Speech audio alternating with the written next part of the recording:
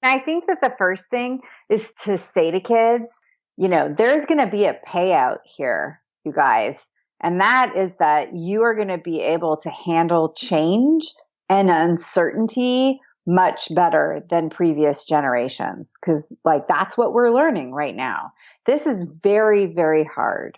And I think that's also really important to acknowledge. Welcome to Tilt Parenting, a podcast featuring interviews and conversations aimed at inspiring, informing, and supporting parents raising differently wired kids. This week's episode is all about the challenge of raising teenagers in today's world. But it's not all doom and gloom, I promise. I'm especially excited about this interview because my guest, Dr. Christine Carter, believes raising teens today need not be something for parents to simply endure, but that it can actually be enjoyable and fun. Christine is a sociologist, speaker, coach, and author of the brand new book, The New Adolescence, Raising Happy and Successful Teens in an Age of Anxiety and Distraction, a book which I found incredibly helpful, by the way. And what I loved about this book and the work Christine is doing is that she's helping parents like us better understand our role during the teen years so we can truly show up in the way our kids need us to, so we can all be happier, parents and teens alike. This is an uplifting conversation with a lot of concrete strategies and examples. And though Christine's book is aimed at parents of teens, so much of what we talk about is applicable to parents with kids of any age and can help all parents feel better prepared for and more optimistic about those adolescent years. And now here is my conversation with Christine. Hello, Christine. Welcome to the podcast. Thanks for having me. Well, I am happy to have you here and talk about your work and your new book. But before we get into that, I always ask my guests to introduce who they are in the world and if you can, within that answer, touch upon your personal why for the work that you do. Sure.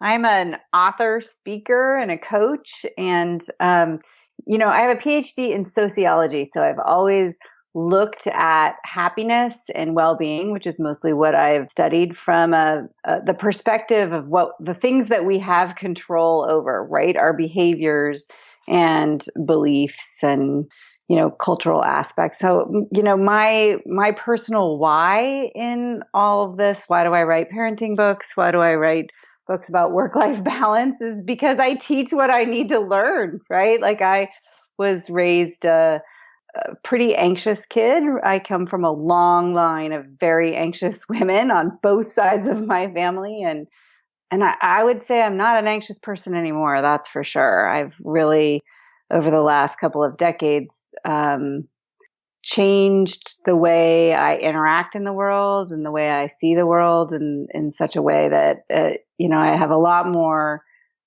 peace. But I couldn't have done that if I hadn't studied what I've studied and written the books that I have. So my most recent book is called The New Adolescence, Raising Happy and Successful Teens in an Age of Anxiety and Distraction. And I think it's quite relevant that I have 4 teenagers myself. So I wrote the book about teens in time to raise teens. This is just kind of how I work. Yeah, I'm curious to know what your kids think of your book. Have they read it? Do they know that they are the inspiration for your most recent contribution? I don't know. I gave it to all of them. And I don't think that they've really read it. I know that they've flipped through little parts of it. And it comes back to me, because I've written about them a lot for their whole lives, basically. My first parenting book, Raising Happiness, I wrote when Molly and Fiona were 3 and 5, or I started working on that, when they were really, really little. So now I think that they just take it in stride. They have this sort of idea that I can kind of make them internet famous a little bit. It's so funny how their attitudes have changed towards this. They don't mind if I post about them or if I put a picture of them on Instagram or whatever. It's just really the culture of adolescence has changed a lot and my kids have changed a lot too. So like my book will come back to me a little bit or through them. Like, one of them last week said, "Oh, Mom, my philosophy teacher read everyone a passage from your new book on Zoom today." And I was like, "Was that embarrassing? Like, how was that for you? I'm so sorry that happened." And she was like, "No, it was pretty cool." Like, I totally agreed with what you wrote. Like, it was news to her, but it worked. Oh, that's so funny. So funny. Yeah, I love that.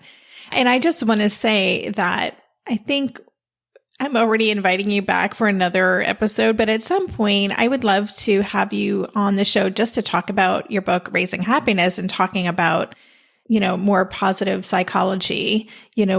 Within my community, many parents are raising kids who they would probably describe as glass half empty kids. So I think that would be a conversation that parents would be really interested in, how to help our kids develop a happier or more positive outlook in life. So just putting that out there, I'd love to do that down the road. Sure. So, but let's talk about teens today. And listeners know that I've also got a 15-year-old teen that I'm sheltering in place with right now. But one of the things I love is that right at the beginning of your book, you say, this is going to be easier than you think, and that parenting teens can be much, much easier and more fun than we've been led to believe. So can you even just address that? Why do you open your book that way?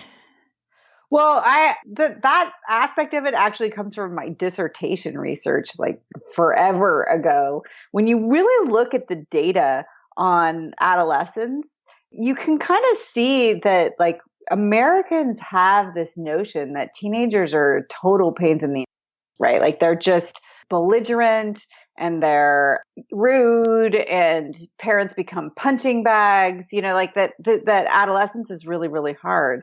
And for sure, adolescence for the teenagers themselves, particularly when they're sheltering in place with their parents, is it's harder. They feel their emotions more strongly, and a little tiny bit of the reputation is deserved from a emotional standpoint. And we can talk a little bit more about that. But the reality of it is that when you get into a groove with your teenagers, that when you don't give them so much to push back against, the rudeness can really fall away, and the rebellion and all that kind of stuff. And what you're left with are these like incredibly competent, delightful human beings, right? Like you don't have to tie their shoes for them. You don't have to pack for them. I mean, my kids are so competent. I'm seeing them all up close right now because we never leave the house during this sheltering in place. Mm-hmm. Like they're changing their own sheets and doing their own laundry and vacuuming the house and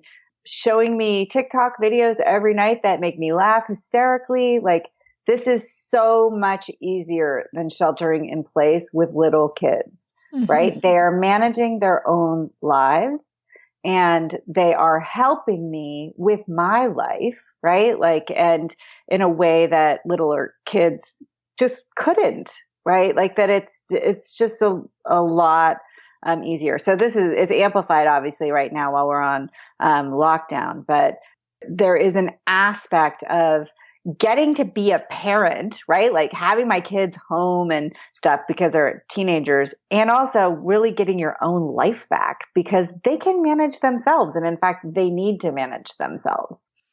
Yeah. And I'm just going to say that there are probably listeners who are like, my kid is not managing. My teenager is not managing themselves. My teenager is not doing their own laundry, is not helping with chores with any sort of cooperative attitude. So I do want to talk about that because, well, just actually a little sidebar. I think when I read that too, and just hearing you talk about this, it is an important perspective to have that while raising teens can be difficult, especially differently wired teens brings on new challenges and maybe increased fear and anxiety because we see launches coming soon and we may see these lagging skills and feel like there's such a gap that we need to kind of help our kids bridge. But I will say personally, it is so much easier than when my guy was little. And just from an emotional regulation standpoint, it is easier in the fact that right now we're binge watching 24. Like we are just, really enjoying a lot of the same things and being able to have those conversations at the dinner table. And so there are so many positive things. So I would agree with you. If you can get out of that control battle mode, it can actually be such a pleasant experience. So you have a chapter on overparenting, and you have a really nice explanation of scaffolding. And to tie into what you were talking about, the way that your kids are showing up and managing their lives. We talk about scaffolding quite a bit on this show, but I don't know that we've ever really explicitly defined this is what scaffolding is, this is how we do it, this is how to take it away. And you have a really nice breakdown of scaffolding in your book. So could you kind of walk us through what exactly scaffolding is and maybe show us how we might use it even now in helping our kids develop some of those management skills or those self-care skills that we could be taking advantage of right now during this time? Yeah, absolutely. So I see scaffolding as being the sort of structure and supports that you put into place in your household. So instead of rules and boundaries and things that feel permanent, I like to talk about scaffolding because it's meant to be temporary, right? So the idea is that kids will be able to do all of the things themselves at some point, right? But now they need a little bit more support for whatever it is they're learning to do. And there's a long list of things that kids need to be able to do for themselves, right? Managing their own sleep and eat and basic self-care is, of course, one of them. Managing their schoolwork, their calendars, their appointments, their money, their screen time. I mean, the list is really long. And so think about the place where, as a society, we provide really good scaffolding is in teaching kids how to drive. And so that's kind of a nice example or even metaphor for the way that we can provide scaffolding for all these other things too. So, first we give them basic instructions and they might have to take a class about it, or they have to sort of learn the basics.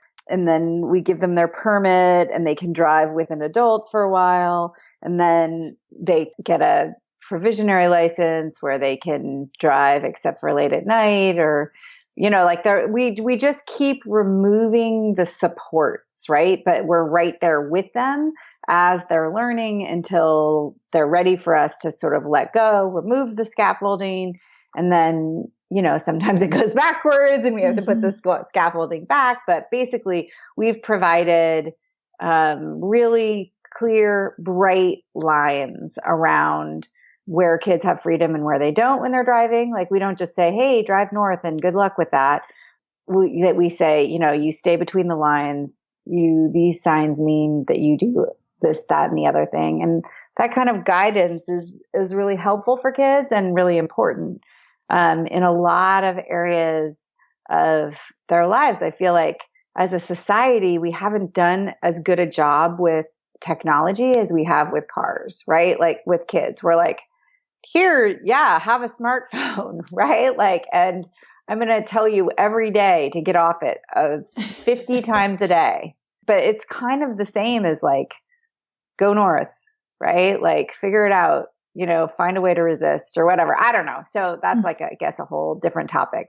For me, scaffolding is like really identify the milestones that they need to hit before you start removing it. When they hit the milestones, you start removing some of the support and the structure. And that they might be in a fender bender, but hopefully they're in the place where they're not they're not speeding or driving drunk or doing something truly dangerous. Mm-hmm. That's a good metaphor. And I guess our job as parents then is to just really pay attention to know if they need more, or if we need to, go back in the other direction and build up a little more scaffolding. So is it just that constant curiosity about where they are in the process and paying attention to how they react? Yeah. And I think with teenagers really coming to some agreements in terms of what kind of support they want. If they ask for more support and it's clear that they need it, right? Like they might ask you to do their laundry for them, but they don't necessarily need it, right? Like, so you don't have to provide the support that they ask for, right? But, if they ask for more support in a given area, then that's the first sign, right? If they're failing repeatedly, right, they may need more support. So providing the sort of structure, and so as parents, I always, say what we can do is provide structure for them, like really clear, bright lines for them to operate completely freely between, right? They have total freedom within the scaffolding because they need to have that autonomy. Mm-hmm. And if it turns out to not, be enough, then that just tells us, like, if we're engaged, basically, like, letting them operate freely between those bright lines does not mean a lack of engagement. It means that you step aside and you are present, but not involved, not making decisions, not anxious. You just are there. And then if they ask for more support, you provide it, right? Or if it's obvious that they're failing repeatedly, like they're just not getting it, then you can step in and provide a little more support. Right. Makes total sense. Well, I want to pivot a little bit, but this is still connected to that. You said something that really struck with me in the book. You said when kids know you're going to nag them, they don't monitor themselves. They wait to be reminded. And yes, I was like, oh, because you reference the self-driven child in your book. That's like my Bible right now. And I think there's so much wisdom in there. And I'm really, really working hard to not be a nag. And so many differently wired kids, more so than other kids, really struggle with executive functioning skills, right? Mm-hmm. So I'm just wondering, what is that balance? So I think that makes so much sense. If that becomes our role, then it's like a script that we're going to keep replaying over. But what if we ask them, you suggest saying, what's your plan, which is something I do all the time. So what's your plan? What if their response is, I don't have a plan, or I don't know, or my plan's to do it later, so then I find myself nagging about that. Do you want help with the plan? What is that? Yeah. What is that balance in us as parents intervening without overstepping, without overparenting, without becoming that nag in those situations? Right. So there's a couple of things here. The first is that, all kids to a certain extent don't have fully developed executive function, right? And some kids for sure struggle with it more. I have 2 of my 4 really, really struggle with it. So what that means is that they're not naturally going to make the plan unless prompted. And they won't necessarily put themselves into the future in the way that we can. We can foresee, okay, they're going to show up at lacrosse without their gear. We can sort of see it in a way that they can. And so it makes it really hard. What they need is some sort of external reminder or support, because it just won't really come from within. It's a developing skill. So there's a difference between setting up an external reminder and nagging, right? Nagging is this sort of emotional, creates conflict, it creates a power struggle between parent and child. So yeah, absolutely using the what's your plan? And then when the answer is, I don't have a plan, or I'm going to do it later, you can say, can you be more specific?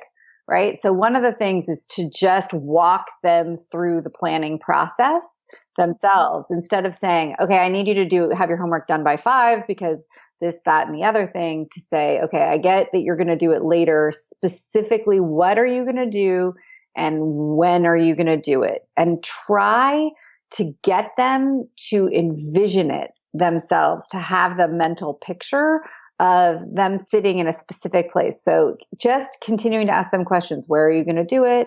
What time? What are you going to work on? Whatever it is that they need to do that planning piece around it. And then the sort of final piece, I think, for a lot of these kids is, how are you going to remind yourself, right? Okay, I get that you're going to do it later.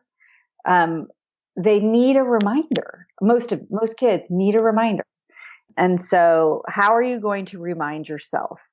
And so encouraging them to set an alarm or find some other external reminder that requires them to make a transition, right? So at the very end of it, you can say, do you want my help? Right? Trying to pull yourself out of the external reminder mode is always a good idea. But you can say, what would you like me to do if you ignore your alarm? Mm-hmm. Right? Like just trying to get them to be in the place. So the worst case scenario is you're still reminding them, but they've already asked you to be in that role. We'll be right back after this quick break.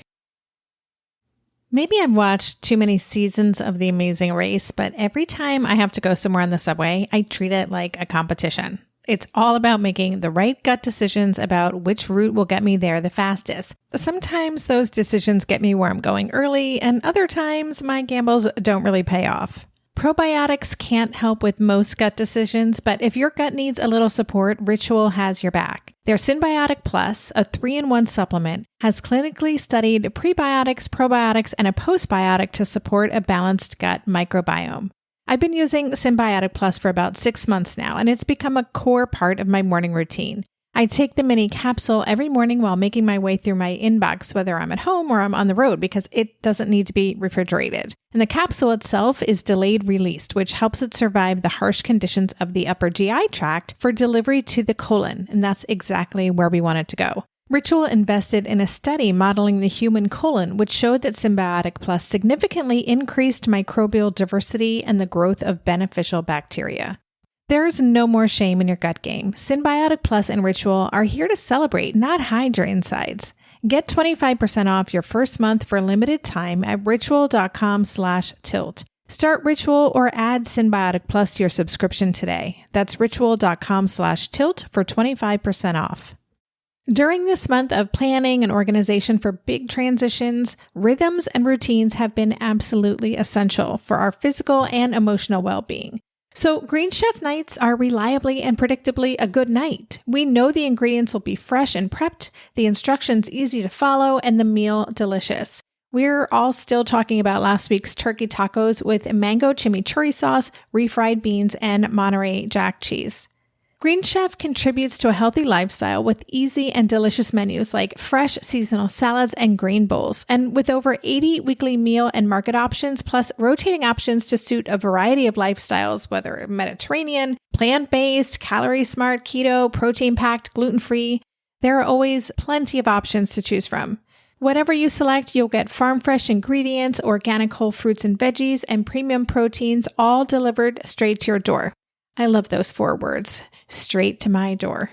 Oh, and one more thing I love about Green Chef, they have an app, which means it's easy to manage meal preferences and delivery from your phone if you want to. And I, for one, want to. I am in that mode where I'm making the most of little moments like waiting in line at the pharmacy or for the F train to pull into the station to tackle all of those to-dos. So the convenience of an app is key for me. Green Chef has a special offer for Tilt listeners. Go to greenchef.com/tilt50 and use code TILT50 to get 50% off plus 20% off your next 2 months. That's 50% off plus 20% off your next 2 months when you use the code TILT50 at greenchef.com/tilt50. Yeah, I love the language that you're sharing, that how are you going to remind yourself? Such a great question because it forces them to problem solve. And then what would you like me to do? That is such a great question because you're kind of designing an alliance with them. So you're not in that role. And so whatever you do, you've already agreed upon it. And so they're not going to react in a negative way, hopefully, right? Yeah, exactly. I mean, and there is remembering that the goal is that we are really trying to not engage in a power struggle. They still need to feel a sense of control over their own lives. And when we're nagging and reminding, it's just like we kill their sort of intrinsic drive to step up and do it themselves. And so to preserve that intrinsic drive, all they need to do is make the plan themselves. Even if we end up still reminding them, if they've asked us to remind them, they still retain a sense of control. And that, having that intrinsic locus of control is incredibly important for their motivation. It really affects their sense of competence around their ability to manage things themselves, which we need them to feel that they can. We need them to have the confidence in their own abilities, and we need them to feel a sense of autonomy, or we're always going to be the engine for them, which is no fun. No, not at all. And I'm wondering actually just what you've been noticing or observing in the families that you work with, or just kind of out in the world during these days of the COVID-19 pandemic. I would imagine that parents are overparenting, even if they're not realizing it, like more subconsciously they're playing that role. Yeah, absolutely. Because everything outside of the household, and sometimes inside the household, just everything feels so out of control right now. We're in the middle of a tsunami of change, and it's obviously really scary. And, we have a lot of anxiety. We feel out of control. I'm talking about us as parents. Mm-hmm. And, I think the kids probably feel the same way in some ways too. But so I think it's really natural. What I'm seeing a lot of is if you can't control what's outside of your home, well, then we can control what's inside of the home, right? We can tell, I am so naturally bossy, Debbie. I am my brother once made me a t-shirt when I was in my 20s that said, "I'm not bossy. People just need direction." Right? I just I've thought this whole process through. I have an idea of what the best practice is. I have an opinion about it. And I am not, it just is so hard for me not to tell people what to do. Mm. And I think that is just the way that I make meaning and create a sense of control in a really out of control kind of a world right now. So I think it's normal to be more controlling and everything right now. I think it actually makes things so much worse. This has been actually a really good time for me to really practice what I preach, because it doesn't come naturally to me. And so to, give my kids privacy and let them make their own decisions, and not, come up with my original ideas, oh, this will be just like camp. I'm going to create a structure, and there's going to be meal times, and there's going to be bedtimes, and there are going to be times to work on college stuff and times to work on, I just had all these ideas, and you should have, thank God I didn't enforce that, but that's my inclination, right? Was to we need to create some structure around here, friends. My youngest is 17. They are not looking to me for run their lives. Yes. Well, I can completely relate. I'll just say I homeschooled my son for 6 years, starting in 3rd grade. And my first year was all about my failed attempts at exerting control and creating structures. And it was a major fail that first year. So I have a similar inclination as you do, I think. But I learned my lesson the hard way, for sure. Yeah. In one chapter of your book, you talk about how important it is to coach your kids through difficulty. And, in reading that, I know that when you wrote the book, you could never have imagined what we're going through right now. And, there is a lot of evidence that there are so many kids. I remember reading about the millennials really struggling in their 20s because they hadn't really faced much adversity or experienced disappointment or pushed through something difficult. And we know that it's important for kids to experience this. And so I'm wondering, in this time, as our kids are experiencing something which, for some might feel traumatic. Certainly we know that anxiety for a lot of kids is increased, and this feels really hard for a lot of teenagers, especially. So how can we best coach our teens through this difficulty to really help them develop the resiliency that will, support them when they're older? Yeah. I think that the first thing is to say to kids, there's going to be a payout here, you guys. And that is that you are going to be able to handle change and uncertainty much better than previous generations. Cause like that's what we're learning right now. This is very, very hard. And I think that's also really important to acknowledge for our kids, to acknowledge that they've lost a lot. A lot of them have, maybe not all of them, but a lot of them have lost things, rites of passages, proms, and final projects. And, 3 of my kids were away at school and came back and lost a semester abroad that she'll never get back. And so they're suffering losses. It's very challenging in a lot of ways. So we need to acknowledge that and say, like, I'm so sorry that this is so hard. And also, it's okay to feel sad. It's okay to grieve your losses. Like, I get that it's a prom and not the death of a family member. I mean, obviously, some kids are going to be dealing with deaths of family members and bigger losses. But for the kids that aren't, like, even losses that might seem trivial to us, given our greater perspective in the world or greater losses, to them, it's the first time that they're learning how to grieve. And that's a super important lesson. We don't love it when our kids have to, I mean, this is just like speaking professionally when you look at the research on difficulty or trauma, even in childhood. Like, you don't really want kids to have to deal with a big wallop of difficulty all at once. You want them to learn over time. You kind of want it to be spread out. That's the ideal, like that they receive what researchers actually call a stress inoculation, right? Like if you meet it out, then kids learn to deal with it. And in everyday life, they're not actually, a lot of kids, not all of them, that's for sure, but a lot of kids aren't getting that. And now they're getting this big wallop of it. And also, I don't think it's traumatic.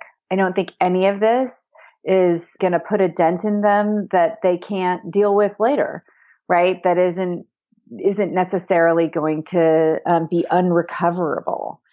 So, acknowledging that what they're going through is hard, it's appropriate for them to be feeling these challenging feelings, but communicating to them that, like, we're not worried that they're sad. Mental health is about having emotions when they're appropriate to have. It's not about being happy all the time, right? Like we've really understood. And actually, I think that that's like the biggest difference between the way I see happiness now versus when I wrote Raising Happiness, right? Like I think that I didn't understand or appreciate the role that difficulty and discomfort plays in leading a happy life in the way that I do now.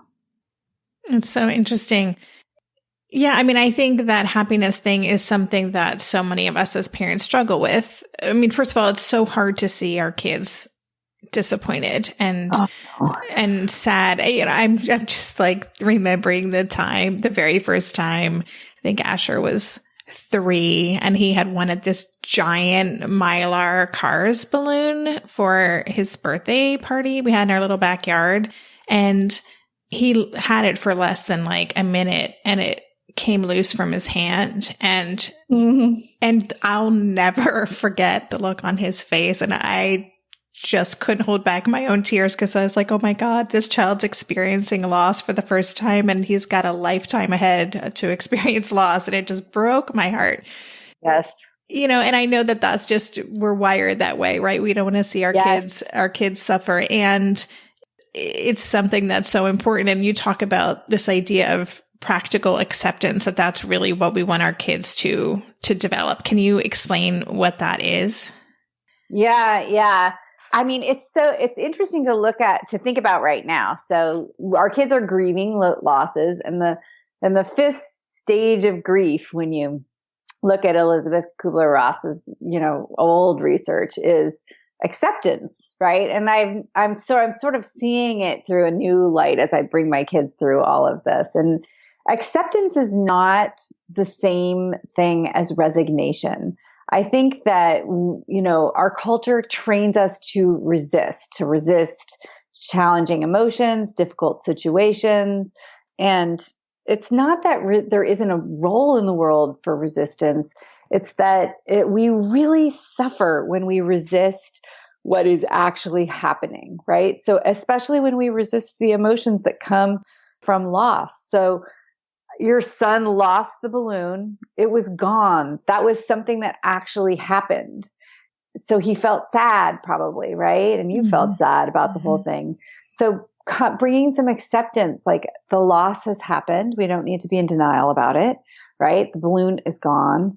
And acceptance around the emotions that come from the loss in particular, right? Or the discomfort or whatever it is, the circumstance, the sadness that's there, like to just bring some acceptance that our kids feel sad.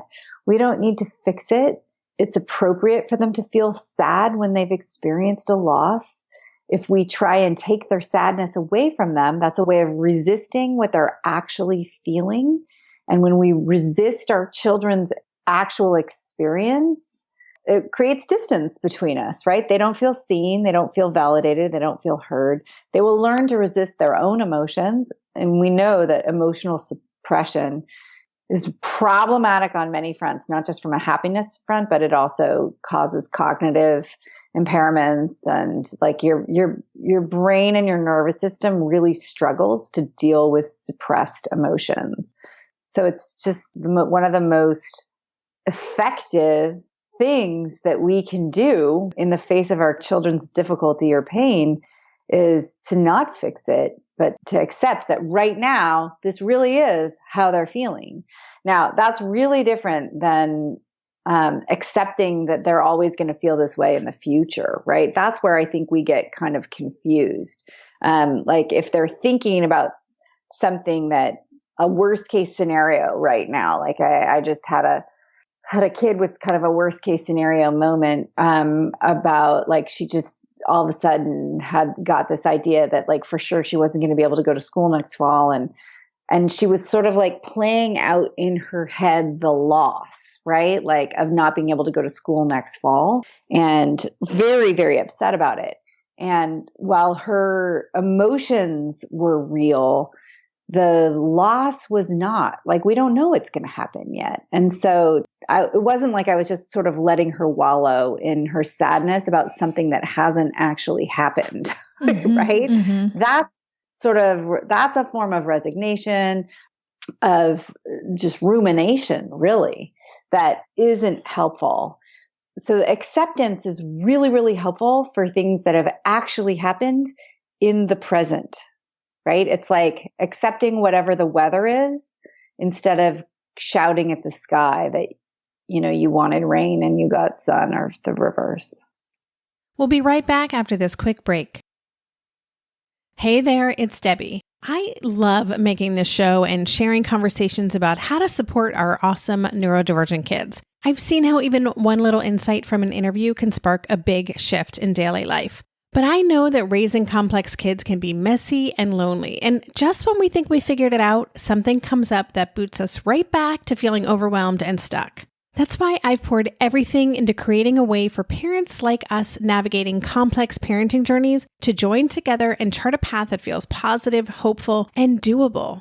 It's the brand new Differently Wired Club experience. In the club, you'll get personal support from me and other seasoned parent coaches, 6 live calls every month where you can connect and get your personal questions answered, the opportunity to learn directly from authors and experts like I have on this show, monthly themes for getting specific and tactical, an exclusive private podcast feed, and the best, most generous community of parents. Seriously, these folks show up for themselves and each other, and that right there is really everything, because it's a daily reminder that we're not alone. Our kids aren't broken, and we have totally got this. The recently rebooted Differently Wired Club is on a brand new platform with its very own iOS and Android app. It is such a great space. However you learn, whatever your style, no matter the ages, genders, and neurodivergent profile of your children, the Differently Wired Club can help you cultivate the positive shifts you're hoping for. Join us today by going to tiltparenting.com/club. That's tiltparenting.com/club. I hope to see you on the inside. Are you overwhelmed by the things that get in the way of you doing what you want to do? Are you looking for ways to simplify life to better align with your values? Do you want to create space in your schedule so you have room for more of the good stuff? Play, joy, relationships, gratitude, and more? If you answered yes to any of these questions, I invite you to check out Edit Your Life, a podcast to help you edit the unnecessary from your life so you have more room to enjoy the awesome. Through episodes with me, Christine Coe, and a range of super smart, compassionate, and thoughtful guests, you'll come away with big picture insights and practical ways to declutter your home, schedule, and mental space without getting bogged down by perfection. I have always believed that small moments and actions matter tremendously. My goal is to help you find agency and space in your life through doable baby steps that will leave you feeling accomplished instead of overwhelmed. Check out Edit Your Life wherever you enjoy your podcasts. Well, you bring up something really interesting that, what I hear from my community and what I know of a lot of differently wired teenagers. Again, I mentioned at the beginning, some of them can be, or many of them can be more glass half empty kind of people. And they often require more evidence for things. So it takes them longer to process difficult emotions or situations. And so I'm just wondering, you talked about wallowing or ruminating, and, I know the term story fondling, like we might have kids who are just going to continue to replay the same disappointments, frustrations, annoyances. And so how do you suggest parents support their child towards this goal of practical acceptance with a child who needs a lot more evidence and who may be in that wallowing state about what is? Yeah, I would teach them to look for evidence in their body, right? To like ask them to just be really present to what they're feeling right now, so that they're not amplifying what they're feeling in order to get you to sort of believe their pessimism, right? Like, so just constantly bringing them back.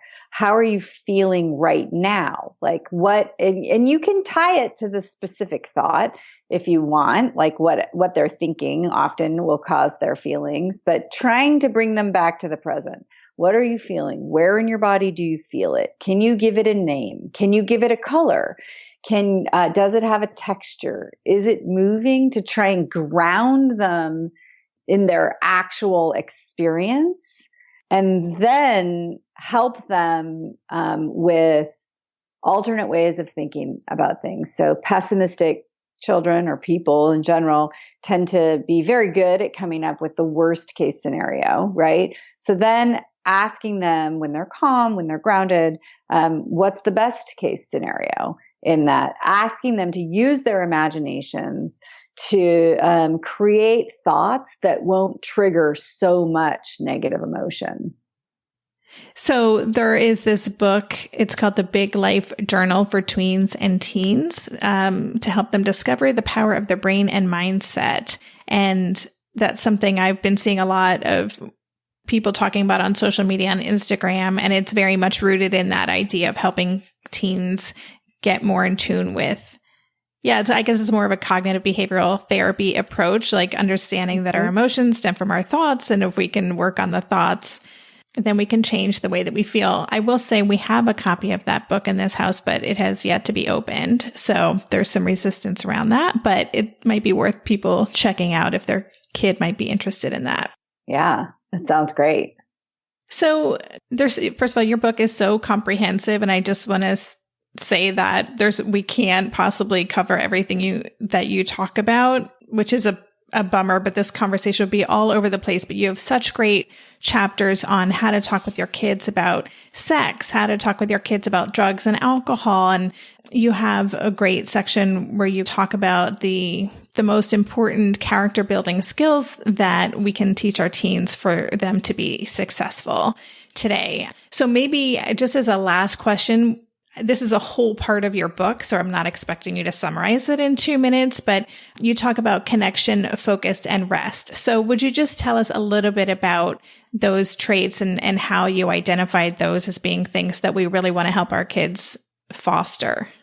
Yeah. So I actually started with how the teenagers today tend to be really struggling. And I mean, I guess adolescents, kids that are in middle school all the way through college, and beyond a little bit. Like I was looking at the data in where, why are they so anxious? Why are they struggling with depression at much higher rates? Trying to identify some of the root causes. And one of the things that you see are that sleep and rest is an issue.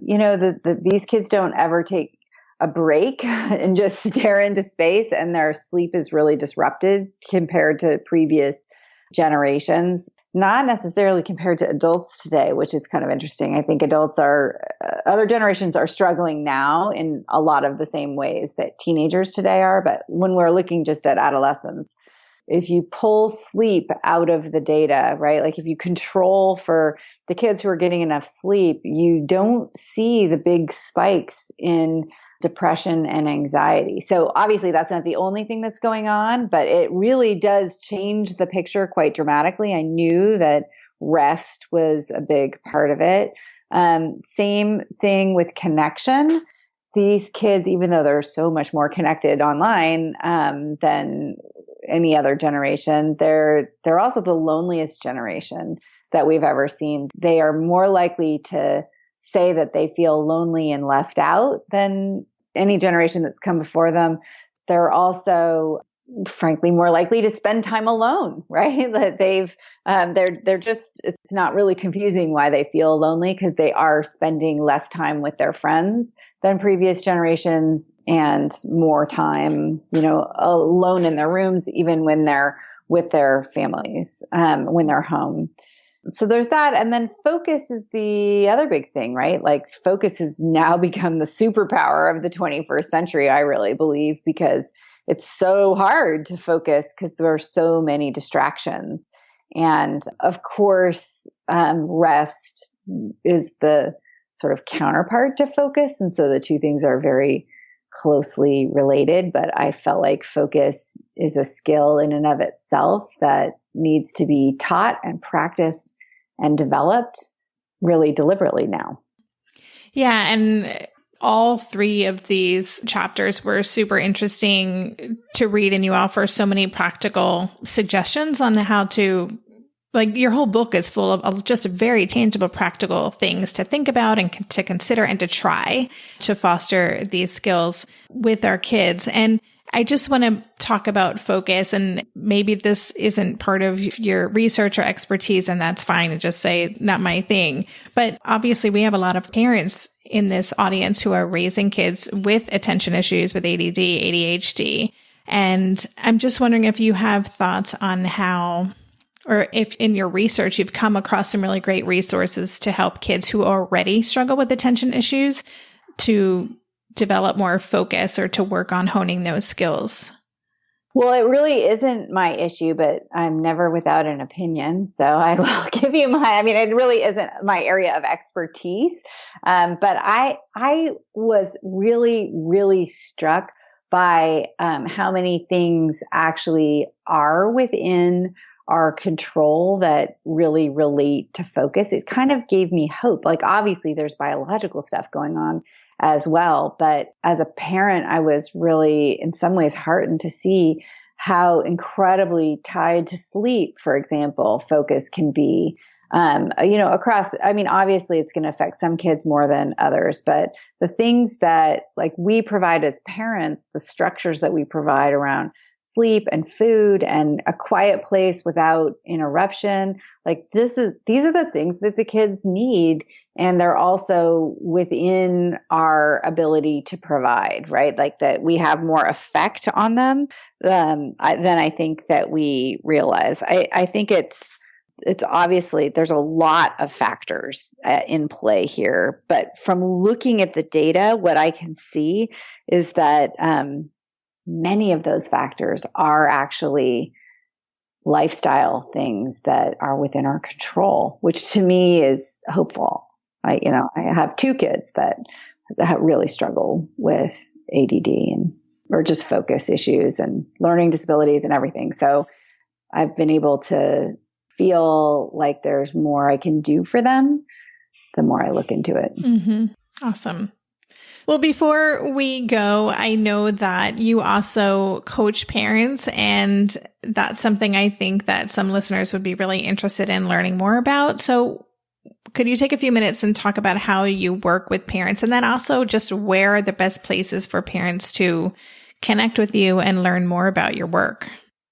Yeah, absolutely. I am finding just great joy coaching parents. I've been a parent coach for over a decade, and I'm doing a lot more of it now that we're all at home and parents need more support. I think a lot of joyful parenting is actually skillful parenting. And there's skills that we never were taught, right? That our parents didn't need the skills because the world was really different, or they just didn't teach us, right? And so that's a lot of what I'm doing is troubleshooting with individual families as well. Like what is going wrong? Why are you stuck in this pattern? How can we get you out of the habit of being in this power struggle? What skills do you as a parent need? So it's fun. It's really rewarding work to do. People can find out more about my coaching on my website. It's christinecarter.com. There's a little section called coaching, and there's a little inquiry form that you can fill out, and I will send you an email with more information, basically.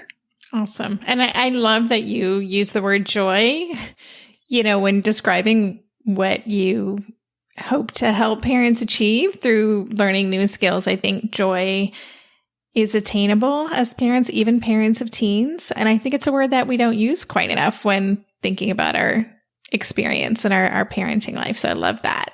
And listeners, I will, of course, have links to Christine's website and her book. She's written several books, but the most recent that we've been talking about is The New Adolescence: Raising Happy and Successful Teens in an Age of Anxiety and Distraction. So there'll be links to that and the other resources we talked about on the show. So any last words of wisdom, parting thoughts before we say goodbye, Christine? I think the most important thing is if you're finding yourself overwhelmed, if you've got teenagers and you're in lockdown and you feel overwhelmed, is to think about, what you can do for yourself right now that's a positive coping mechanism, right? So that's much more important than what you can do for your kids is, just model positive coping to the extent that you can. How can you comfort yourself in a way that isn't going to have long-term negative consequences, right? So that's my parting advice. Comfort yourself in a healthy way today. I love that. What a great reminder. And we talk a lot about being self-interested in self-care, and I love the way you summed that up. So thank you so much. This has been such a insightful conversation, and sorry, I did kind of take you all over the place, but you went with me, and I appreciate that. So thank you. Oh, it was lots of fun. It's great talking to you. You've been listening to the Tilt Parenting Podcast. For the show notes for this episode, visit tiltparenting.com/podcast and search for this conversation. If you like what you heard on today's episode, I would be grateful if you could take a minute to head over to Apple Podcasts and leave a rating or a review. Thank you so much for helping us stay visible so people who would benefit from the show can easily find it. If you want to support the show and help me cover the cost of production, please consider joining my Patreon campaign. To support the show, just visit patreon.com/tiltparenting. Lastly, if you aren't already part of the online community at Tilt, I invite you to sign up at tiltparenting.com on the box in the bottom where it says Join the Revolution. Every Thursday, I send out a short email with a quick note from me, a link to that week's podcast episode, and links to 5 stories from the news that week that are relevant to parents like us. Again, you can sign up and learn more about Tilt at www.tiltparenting.com. If you're a parent, I invite you to join us at the Mindful Mama podcast, where it's all about becoming a less irritable, more joyful parent. With sometimes hilarious and always thought-provoking experts and friends, at Mindful Mama, we know that you cannot give what you do not have. And when you have calm and peace within, then you can give it to your children. I'm Hunter Clark Fields, and I can't wait to see you there. Listen in to the Mindful Mama podcast.